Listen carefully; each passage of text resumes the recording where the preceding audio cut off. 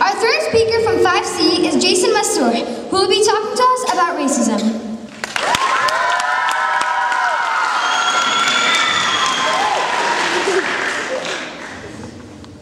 Martin Luther King once wrote, "I have a dream that one day little black boys and girls will be holding hands with little white boys and girls." Good morning, judges, teachers, parents, and fellow students of ASK. Today, I'm going to be talking about what is racism, how is racism affecting the world, and how did it affect history, and how do we stop people from being racist. Racism is something that is ruining communities and civilizations. It has affected the past, it's affecting the present, and it will most probably affect the future. We have to stop it. Everybody can try to stop racism, but probably won't succeed. However, if we all stand together and face the fact that together anything can be accomplished, we'll get the job done. People were separated by color since the beginning of time. White were treated with royalty.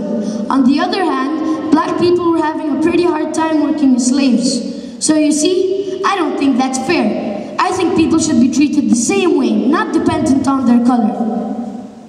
A black African child once wrote, "You whites, when you're mad, you're red. When you're sad, you're blue. When you're sick, you're green. And when you're scared, you're yellow.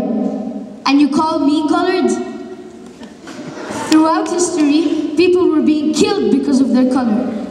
Before slavery ended, African Americans were not allowed to vote, hold office, or own property. Martin Luther King once said, "I have a dream that this nation will one day rise up and live to the true meaning of its creed. We hold these truths to be self-evident, that all men are created equal."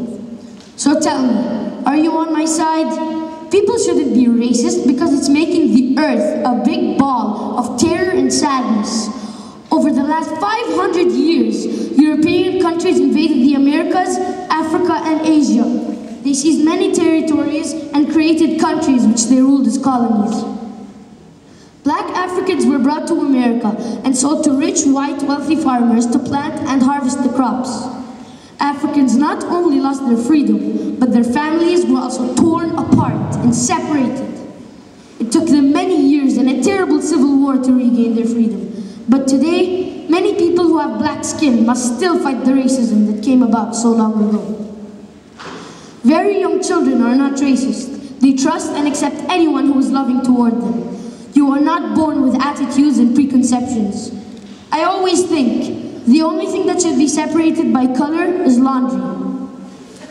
Racism is a hard obstacle to conquer and abolish. It has been a major problem in our past and continues to be one to this day.